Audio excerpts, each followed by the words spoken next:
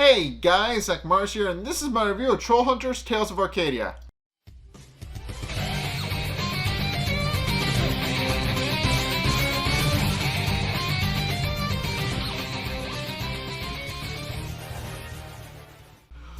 Okay, so in this episode, we're kind of more formally introduced to Angor Rot because we met him in the previous episode, but we didn't really know much about him and how he operates. And this episode is very much about him. But, it was not really about him, but it all does kind of show how his mind works. But, something we hadn't really seen before now, but more to the point, this episode, there's some high school shenanigans happen. And we'll get to that. But in case the episode does open up with Jim having a nightmare. As we find out, Jim is currently having a nightmare. He's wandering through like a field full of crystal stalactites and all those things. And he's currently just wandering through, and he hears voices telling him that about Gunmar and how he'll fall. And then suddenly he sees Gunmar just coming out of the ground and just scares him. And this is one of the few times where we kind of actually see Gunmar, even though it is just in a dream. He mostly has just appeared in a, it's kind of a misty illusion. We haven't really seen him all that much, but and less so here because he isn't really on the screen all that much, and this isn't really even a accurate depiction of him. So it's but because obviously Jim has not Jim has appeared because obviously Jim is not actually facing me. This is just an imagination of what he thinks Gunmar looks like. But in any case, Jim then proceeds to wake up in a panic attack, and he proceeds to go to school because that later that day, and he proceeds to tell Toby what he's what he saw in his dream, and Toby is only like half paying attention.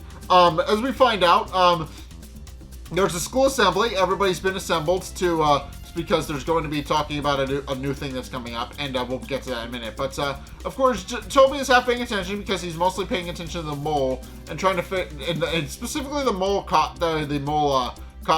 mascot for the school, because we don't really know who it is yet. We'll find out later. But Jim of course points out that's just the usual guy who's in the costume, but Toby points out that it doesn't. But of course, first and foremost, Jim berates Toby for not paying attention. But then Toby then proceeds to reveal that he was paying perfect attention, proceeding to tell Jim exactly what was bothering him, and pointing out that he can multitask. But at which point he then proceeds to try and explain his theory about who he thinks the mole is, and of course, Jim points out it's the usual guy, but of course, Toby points out that the usual guy moved. It couldn't be him. And he points out that whoever's in the costume may in fact be a female. And of course, Jim thinks he's crazy and wonders how the hell he could even tell that. But of course, he points out that they have some very feminine wiles going on. And he points out that he knows women, and points out that is most certainly a woman. So he points out that it most likely is a woman in the costume. Although Jim just kind of rolls his eyes at that a little bit. But of course, at this point where Coach Lawrence proceeds to come up and proceeds to tell everybody that Principal Levitt is ill with the flu. We find out that he shows up in this episode, but only about like at the halfway point. We don't really find out who he is or what his or what kind of character he is. We literally only ever see him in the one scene, and that's it. But I'll get to that in a minute. But the next day, this Principal Levitt, Coach Lawrence then proceeds to go on to explain what the whole thing about how they're doing a thing for the spring festival, and a plan for and they're doing a thing for the spring I forget, but the spring formal, I guess, is what the best way to call it. But in case he points out that they're going to nominate people for spring king and queen. And of course they have picked 3 people for each. Of course, everybody just kind of sits down and points out that well, first and foremost, Toby points out that now that of course Jim is the main reason Jim's worried is because he's been busy with the play and hasn't really had time to train. But points out that, he's done with the play now. He should have plenty of time to train nowadays. But then we find out who actually got nominated. First and foremost is Steve, obviously, because Steve is the stereotypical popular bully kid. So obviously he's going to be one of the people to be nominated for Spring King. But also, more surprisingly, Eli Pepperjack, who even Eli admits in the episode that he's surprised he had friends who nominated him. And of course, he's just happy that he's just happy to be there. So, yeah, Eli's one of the more fun characters from this. But, of course, more to the point, we find out that Jim has actually been nominated for Spring Queen. And, that confuses everybody, that for Spring King. And that confuses Jim, most importantly, because now it means he no longer has time to actually, prepare for his sparring or anything like that. And of course Steve is kind of frustrated that Jim has been elected for Spring King, which does confuse him. Well, Eli just remarks that it could be just a bunch of healthy competition between the three of them, but of course Steve doesn't really see it that way. And then proceeds to hurl insults at Eli for even suggesting that. But of course, what we find out is that Mary is anxious because she's not entirely sure who's going to be chosen for Queen this year. And we find out that two people have been nominated.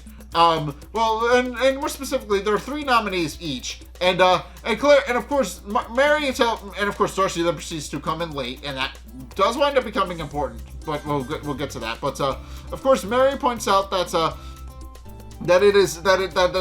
Claire's most likely going to get elected, going to get chosen and nominated because it's always Claire in every year. But Claire points out that's not her every year, and that she doesn't really care all that much. But then we find out that she cares a great deal because here's the thing.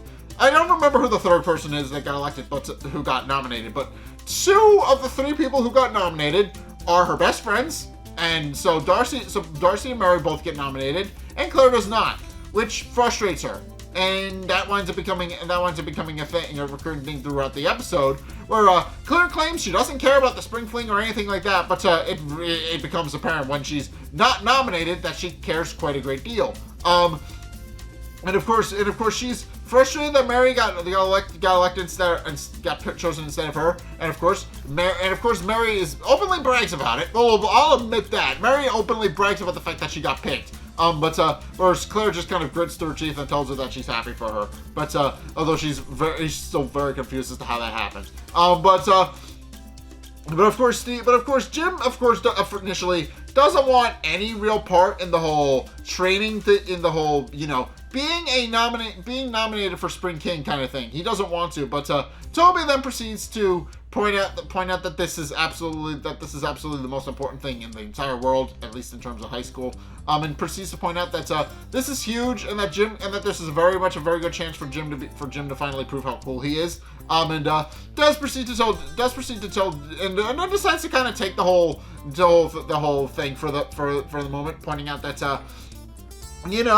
Jim is spring. That obviously because Jim is going to be Spring King, that means that Toby would be a Duke. So he then proceeds to become Jim's campaign manager and proceeds to tell everybody to vote for Jim for Spring King, which is absolutely a thing. It just becomes a thing. But in case later that night, Jim then proceeds to go to his doing training, and he's currently in the Void, training with the other past Trollhunters. And of course, what we find out is that Kanjigar has decided to do a little bit of an arranging thing for Jim, which is that Jim has to now battle all of the past Trollhunters at once.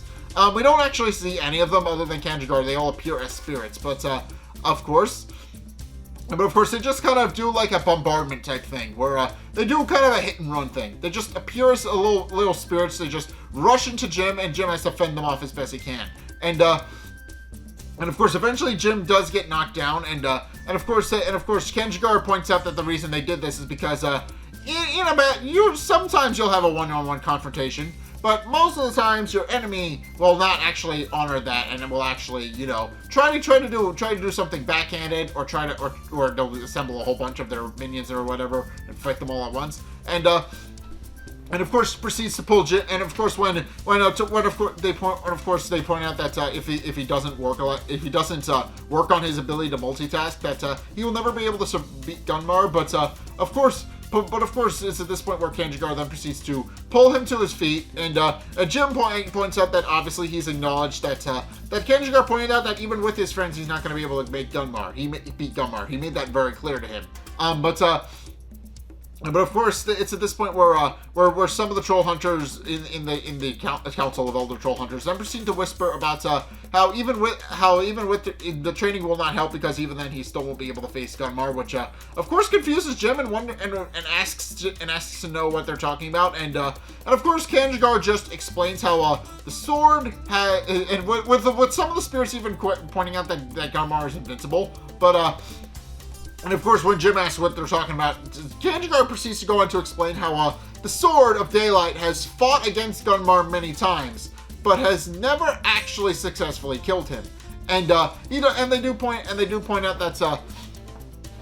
he'd be wise not to throw that legacy a legacy that he's been grouped as a part of just to go after one boy, because obviously it means that there's a very good chance that if Jim doesn't prepare himself adequately, he will most likely be killed by Gunmar, and that'll make the entire thing moot. But in any case, it's at this point where he's taken out of the void, and the first person he sees when he comes out is Droll, who immediately asks Jim if he saw his father, and of course Jim does tell him that he met Kenjigar, and I'm realizing, and of course Droll asks if Kenjigar talked about him at all, and Droll and Jim proceeds to kind of soothe Droll's worry by lying to him and telling him that Kenjigar had actually, somewhat commented about him, pointing out that he wished the subscriber could let him in, but rules are the rules. And of course, Droll kind of sees through what Jim is doing and knows that fully well that he's lying to him to just kind of make him feel better.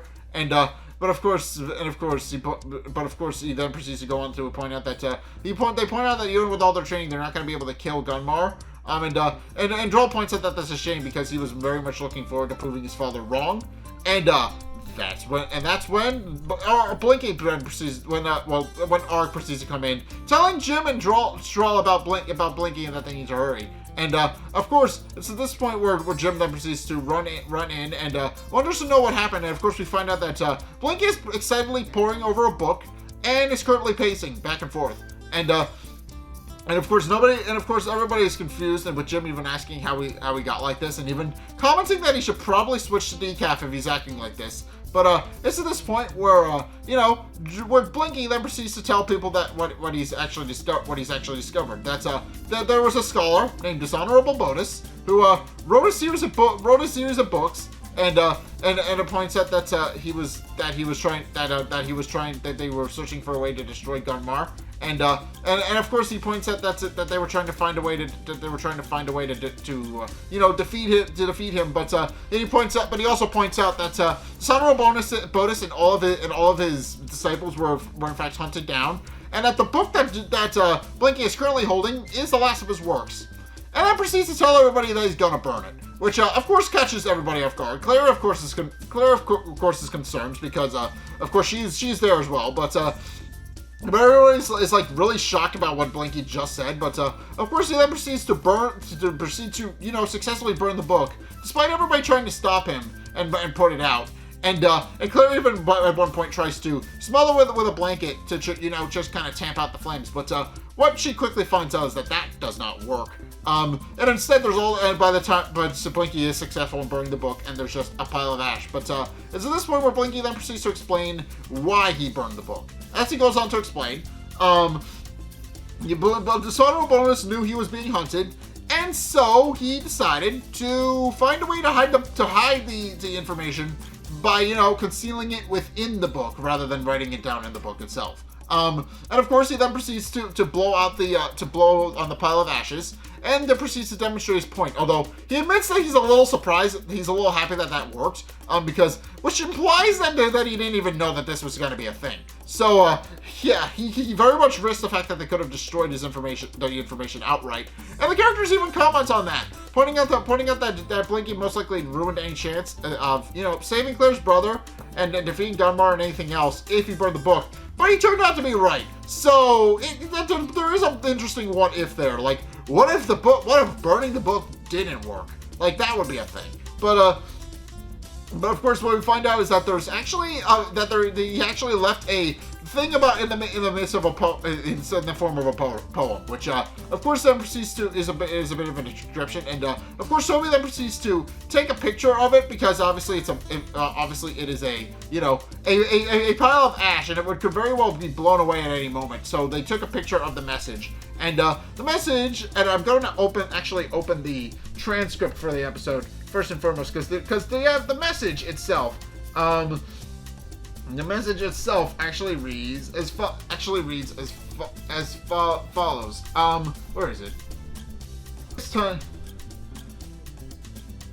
In case the thing it says, in darkest tide when daylight dares wane, the murder will obscure the shadow's bane.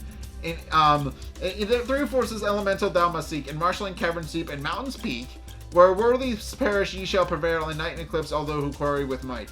But of course, this is all just like a poem. But of course, Claire then proceeds to point out that Mirrodin is actually a really old name for Merlin, and in actuality, yes, he's based on a character. He's based on an old madman scholar named Mirrodin, who was kind of similar to Merlin in idea, but was crazy. This dude was just outright batshit insane. I will openly admit that this guy was nuts, but that's the case. The point. That's the real world inspiration for Merlin. There was just this crazy madman who lived in a cave somewhere. Or at least part of his inspiration. But of course as they start to piece together, Jim eventually gets excited because he realizes what the little poem is trying to say, that they can win, that they can actually find a way to beat Gunmar. And of course it's at this point where they start deciphering the rest of the poem, where they quickly realize that the Shadow's Bane is referring to Gunmar's Bane, and and Blinky then proceeds to realize what exactly it is that the three elemental forces they're talking about are. He then realizes they're the Triumvirate stones, which of course he then proceeds to realize are 3 stones tied to Gunmar's lifeblood, which would enable them to do a thing. That is essentially what the Triumvirate stones are for. They enable them to create a weapon that can kill Gunmar. And of course, it's at this point where Blinky then proceeds to tell everybody that he'll need more time to prepare and decipher the text to figure out where the hidden hiding places for the Triumvirate stones actually are. But in the meantime, he will figure that out, and everybody else can just go home and go about their business. And of course, this is exactly what happens. But of course, it's at this point where it cuts to night, and we then proceed to see well, first and foremost, Frogmo is back again because as I mentioned, he's not a real character. He's just a guy. He's just a goblin who dies a lot, draws him out, and then the next goblin after him draws a new mustache on his face and becomes the next Frogwa. That's essentially what happens, and it happens a lot in this series. I will openly admit that Frogwa dies a lot, and then comes back as a new goblin. But it is a very interesting thing. But of course we find out that this is this point where Angor Rot is actually staring over the town and remarks that it's a quaint little village, and of course Strickler then proceeds to tell him that that is just their town. That is called Arcadia, and of course it points out that modern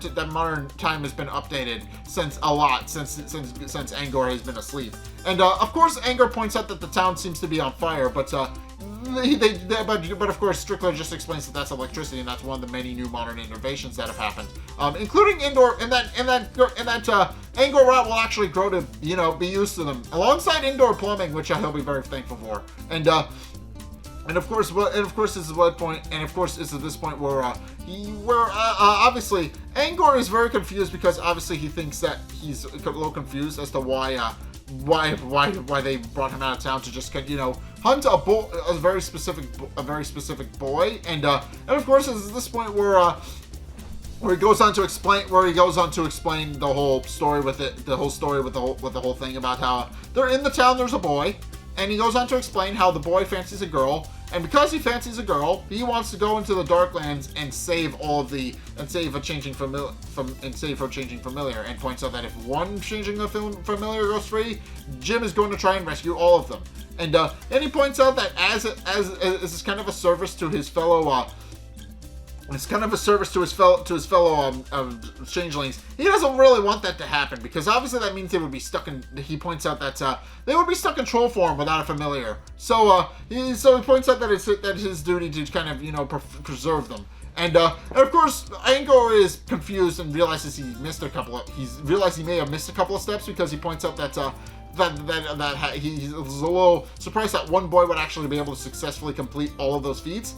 But of course, at this point, where Strickler then proceeds to point out that the boy in question is actually the troll hunter, although he points out that it's a long story. And of course, Angor is happy about that, because it means that he can hunt. Well, in his own words, hunt a quarry that he has not quite yet hunted before.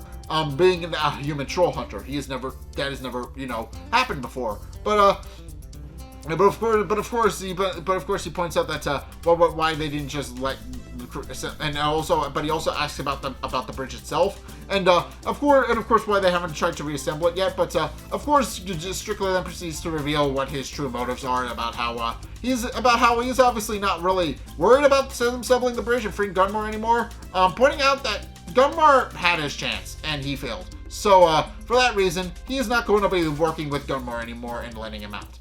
So essentially, Strickler admits in this scene that he's essentially gone rogue. He is essentially planning to do a bunch of things, and just trying and has decided to rule over Arcadia himself rather than let his master out, so that Gunmar could actually rule over it. And of course points out that. But of course, he points out that that's why he has Angor Rot to, you know, deal with his enemies. But of course, Angor quickly figures out why Strickler has truly actually woke him up. Strickler's afraid of Jim. He openly admits that, and of course Strickler denies it. But then Angor points out the obvious flaw in that, Jim was very able to effortlessly kill Bilar. And because of that, he points out that Jim is obviously pose a big threat. So he needs to hide behind a brave warrior like Angor to deal with the problem. And of course he points out that to remind him who's in charge, and tells him that he does have a plan. And which is that he needs Angor mainly to, you know, kill the troll hunter, but also and rule over it, but also for insurance, to make sure that Jim doesn't go after him. So of course, for that reason, he pulls Jim out of he tells Angor that that's why he's there, just to, you know, make sure that his rule is, you know, permanent. But of course, Angor does agree to the terms, pointing out that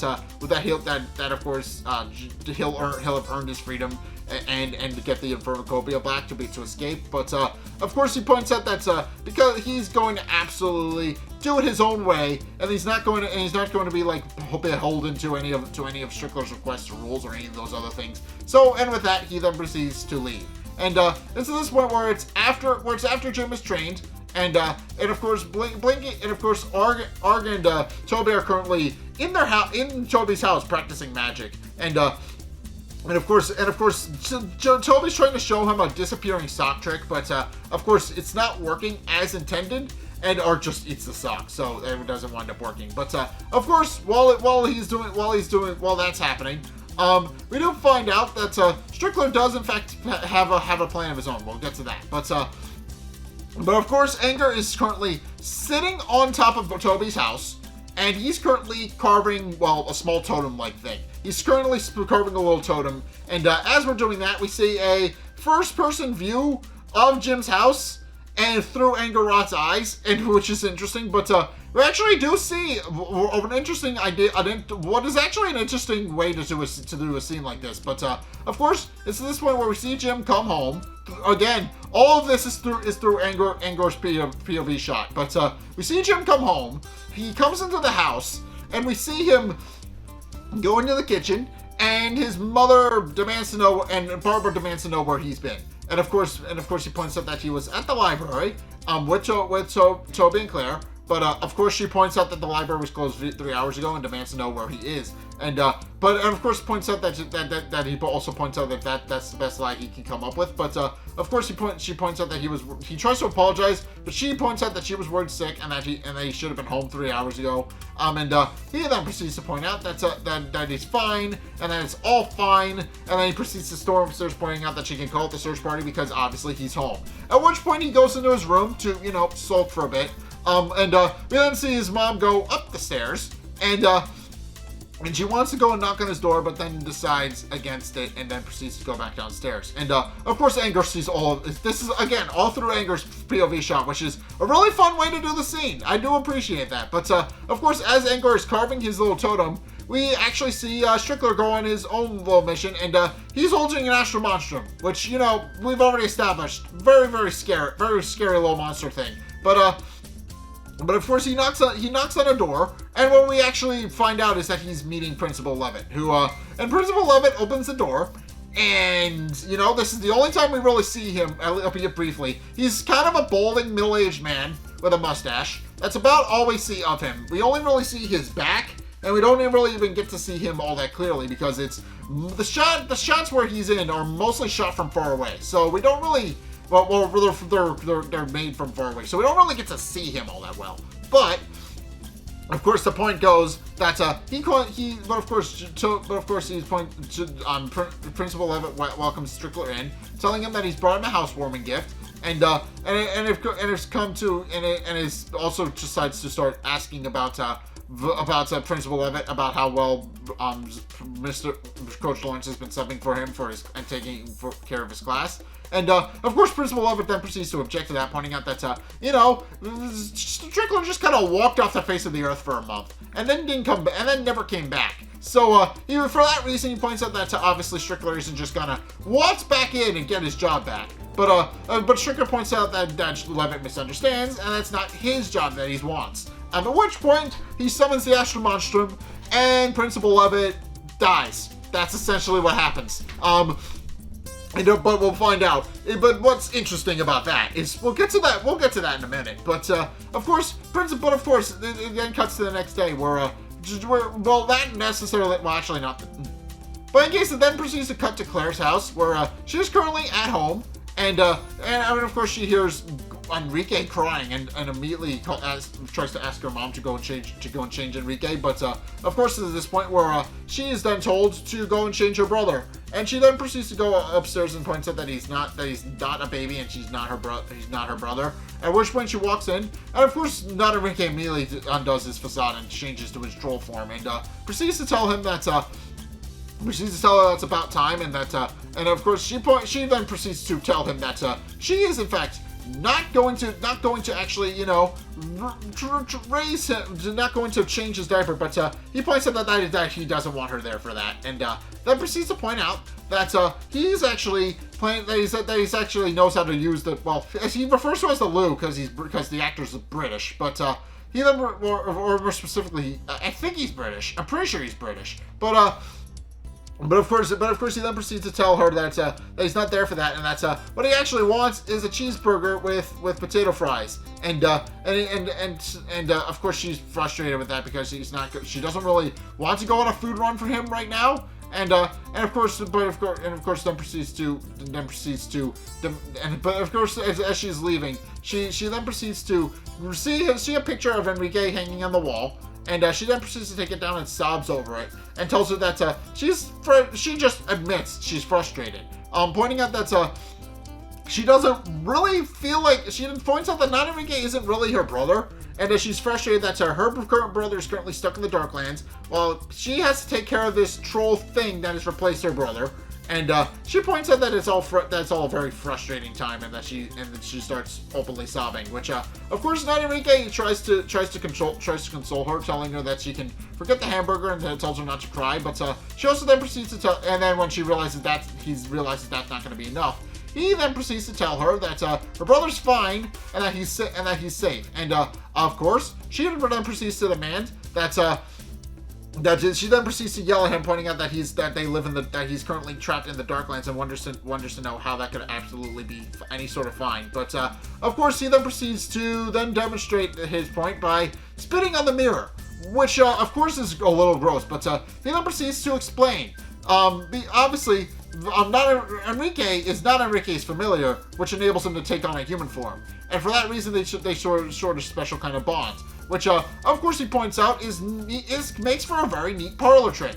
At which point, he then proceeds to swirl his spit on the mirror, and we then proceed to see Enrique just in the Darklands, fine, but in the Darklands, but he's fine. And of course, this causes Claire to calm down when she finally sees her brother, and she's happy and she's very happy to see him. And of course, she tells him that that she's going to get him out and that she's going to be fine. And of course, Enrique asks her if that helps, but she's kind of ignoring him. But eventually, after having a bit of a bonding moment with her brother, trying to see him and promising him that she'll make him sure he's safe, the image then proceeds to return back to her normal reflection, and he points out that, and now Enrique then proceeds to point out that it's only for a limited time, and it doesn't really work as well as she'd expect. But and of course she's sorry, and of course he does apologize, pointing out that he wishes it could have been longer. But she then proceeds to kind of just asks him how he likes his burger. And of course this implies that that their relationship has in fact gotten better. Not much, but gotten better enough, because obviously Not Enrique threw her bone, and he didn't really have to do that, but she appreciated that nonetheless. But in any case, it is at this point where it's the next day, and of course Jim points out that he's not really interested in running for the whole spring fling. And he then proceeds to point out that he hasn't really decided on a costume or even a theme or any of the other things that he's supposed to do, because obviously he's been too busy, trying not to die. He hasn't really decided on anything. But of course, Toby then proceeds to point out that there's more things important to death, or at least in high school at least. And then proceeds to tell him that the main reason they could do this is because he could, finally show the world how cool they are. And of course, Jim kind of balks a little bit when he hears Toby use the word they. But of course, he points out that it could very much open up a whole new avenue of girls that they could date. And of course points out that it could be cheerleaders of all kinds, high school dropouts, college dropouts. He points out that that it could very much make them cool, and they could coast on this fame for a little bit. And of course it's at this point where Jim decides to roll his eyes and points out that, and decides to accept his request, and then proceeds to leave to go try and find a way to make a costume. Although he's in the school at this point, so he admits as he goes looking for a costume that his options are kind of limited. Meanwhile, Angor Rot then proceeds to appear at the school and proceeds to use his shadow staff, which we've seen him hold a bit at this point. But he then proceeds to pull out the shadow staff, proceeds to drop something in the middle of the field, and then leaves. And Jim only really sees the latter half of that. He only sees Angor Rot leaving and doesn't know what he did, or even who this guy is at this point. So he goes out in the field to look for him. And meanwhile, as we see Jim go out onto the field, we hear an announcement telling everybody that the assembly is going to start in 2 minutes. And of course, Coach Lawrence is the one telling everybody about the assembly. And in the meantime, as Jim is going outside, he then proceeds to go out and look around and try and figure out what's going on. And it's at this point where we see a golem. And it's revealed how golems work in this series. So golems are based on the idea of, they use little little animus totems that they use to move around. And of course that's what Angor Rot did. He just took his little totem, planted it in the soccer field, and then the totem just kind of pops out and tries to attack Jim. And Jim, of course, has to summon his armor and fight back against the golem. But it quickly becomes apparent that Jim doesn't really know how to defeat the golem, in large part because, he doesn't know about the animus totem yet. So he has no idea what the golem is or how to defeat it. So they make a very big point about how, and Jim even jokes with it a little bit, pointing out that he knows the adjustment, but then kindly requests that the golem stop trying to kill him. And of course, he then proceeds to point out that but of course the golem isn't really paying attention; it just continues trying to attack him. And of course, during all of this, as Jim is currently fighting the golem, we then proceed to see Steve and Eli's themes for the Spring Fling. Steve, of course, has the entire idea of raising it, and he kind of successfully raises a chant of luau, which is his theme. And of course, he's eventually pushed out by Coach Lawrence, who points out that he's trying to hog in the stage a little bit. At which point we see Eli's theme, and Eli, well, very cringily, might I add, and that's kind of the point.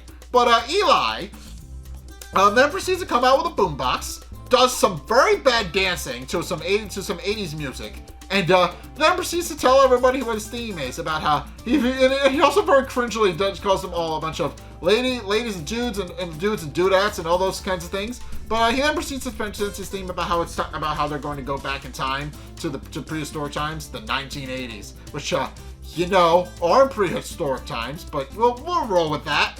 And of course, everybody's just visibly confused as to what Eli is even doing. But Eli, of course, everybody just sits there in stunned silence as they see Eli just dancing to 80s music. And it's one of the funnier things from this episode. But of course, meanwhile, Claire comes up to Toby and asks Jim if he's seen Jim, and of course, Toby points out that Jim is throwing together a last-minute costume for the Spring Fling, and of course, she points out that's kind of a really bad idea, and then proceeds to point out that you can't just throw something together at the last minute. You need some sort of theme. You need to assemble some things, and of course, she points out that it takes a lot of time to prepare, but of course, she then proceeds to wonder aloud why she even cares about this, and he then proceeds to point out that obviously this means because it's a big thing for high school, and does point out that if Jim does it well, they could easily coast their fame all the way through college. So he points out that it's a very big thing, but. And of course, it then quickly becomes apparent that Jim is a no-show and is going to be disqualified because, he's currently fighting a golem outside and nobody really knows that. So Claire and Toby decide to cover for him, with Claire doing a little bit of a singing rendition and Toby trying to do magic tricks. So yeah, that works for a couple of minutes while Jim is currently trying to figure out how to fight the golem. And of course, Jim is currently just hacking away the golem, but the golem is just, because it's just made out of mud, just kind of slaps itself back together, and it's completely fine. And during this, we see a conversation between Angor Rot and Strickler, and Strickler points out that he told Angor to take care of Jim, and that's not to just and assumes that he wouldn't just outsource the job to a golem, And of course, Angor then proceeds to point out that he's mainly testing Jim. He's using the golem to prove if Jim is in fact a worthy hunt. By pointing out that obviously they can't just be hasty in that because in large part because Jim killed Bular. He points out that anybody who's capable of doing that probably should take their time with him and make sure that nothing bad happens. So and just kind of play it slow, but does reassure Strickler that when the time comes for Jim to hunt him, Jim will in fact know. So and of course Jim is currently trying to figure out how to actually beat the golem, and as he's hacking away with it, not really making any headway, he eventually discovers the animus totem inside, which the golem immediately covers back up, and Jim, quickly realizing how to actually defeat the golem, then proceeds to throw his sword at it and nails it right through the chest, which rips the animus totem out of it, and it just collapses into a pile of mud. And of course, Jim, satisfied, then proceeds to get a closer look at the animus totem, before promptly breaking it in half to make sure that the golem can't come back. And of course, at this point where he then proceeds to hear his name being called on the loudspeaker, and he quickly realizes that he still hasn't figured out a theme, but then proceeds to slip in mud on his way inside. And Angor Rot, satisfied with the results, then proceeds to leave via his shadow staff. And of course, it's at this point where obviously the whole diversion with Claire and Toby hasn't really worked. And it's at this point where Coach Lawrence tells them to sit down, pointing out that he thanks them for their time, but he points out that obviously if Jim's not going to be here, then he's obviously disqualified. But right as Coach Lawrence is saying that, Jim then proceeds to come in, completely covered in mud, mind you. And obviously everybody's confused as to what exactly his theme is supposed to be, but then somebody points out that he looks kind of like a mole.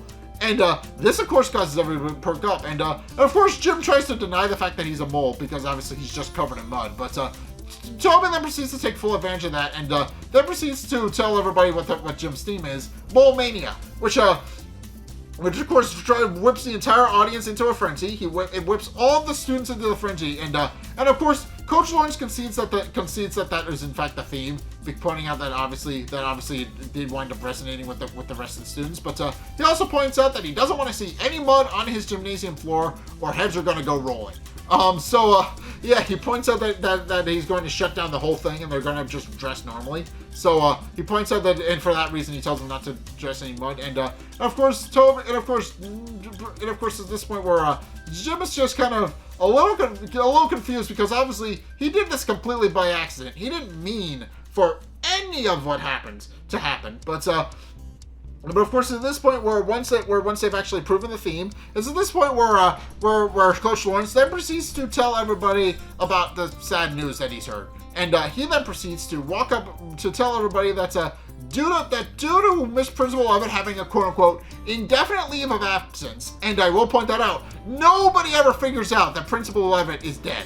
Nobody. Throughout the entire series, up until the movie, nobody ever questions what happened to Principal Levitt. They just know he's not coming in anymore. Which of course they don't even go to check his house. They don't try to figure out any of that. And we see the police officer. We see the chief of police. We meet the chief of police in 3 Below. He doesn't even go to look for. Maybe it's a homicide or something he could be missing. Nobody ever figures it out. But of course, at this point where he then proceeds to point out that because of this, Principal Levitt sent an email telling them who his replacement was, and that he appointed a replacement, and of course at this point where Coach Lawrence points out that they always love new management. At which point he then proceeds to tell everybody that Strickler is the new principal, which of course catches everybody off guard. And Jim even points out that they admitted that Strickler would have had to have been crazy to come back, but Strickler then proceeds to shoot him a glare, as you know, with his changing eyes, and then proceeds to walk up into the mic, and then proceeds to tell everybody that now that he knows that it was been a long time since they've seen each other, but he does point out that now that he's back and in charge, things are going to change, and he says that very ominously. At which point the episode ends. So first and foremost, this episode establishes Angor Rot and some of his power abilities. Namely, he can make golems, which you know is a thing he can do.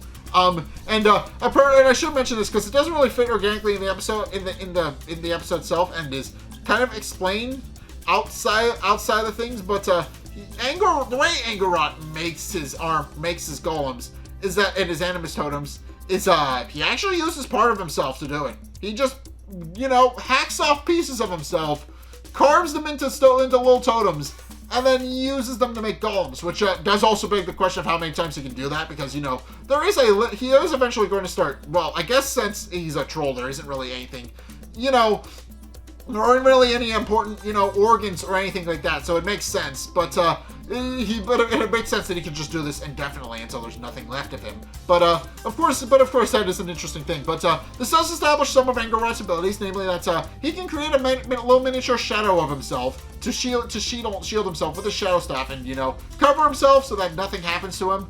But and of course that's a thing. Also, it demonstrates his ability to create golems, which is an important thing. And obviously, this set us up another side plot with the little story relay things for the next arc, and that's now Jim has to find a way to become Spring King, which on top of his training and trying to figure out the Triumphic Stones, and now having to deal with Angor Rot and figuring out what his deal is just some added stress that he didn't really need. So, you know, that's the whole premise of that. It sets up that, yes, and Jim has to find the triumvic stones so he can kill Gunmar with them. But in addition to that, he has to deal with an ancient troll assassin, which, of course, Jim doesn't fully understand what the deal is with him yet, so we'll get to that. But, also, Jim has to find a way to you know, make his theme for Spring King work, which of course is very problematic. But of course it's problematic in the sense that it distracts from restraining and his ability to kill Gunmar. But you know, it's a thing that happens in this series, so you know it's gonna be an interesting season. It's gonna be interesting for a season, obviously, because now it's essentially the same setup as the last season, but you know, with a couple of different things. But now they have to find the triumvic stone so they can actually, you know, kill Gunmar. And obviously you've got, you know, Angor Rot, who is not quite Blar. He's acting a little bit differently, and Strickler is now acting in his own self-interest because he no longer wants to, you know, free Gunmar. He now wants to just rule over the world as himself, which of course is going to be a conflict of interest, and with the rest of the changelings. And we'll get to that. We'll get to that in a minute.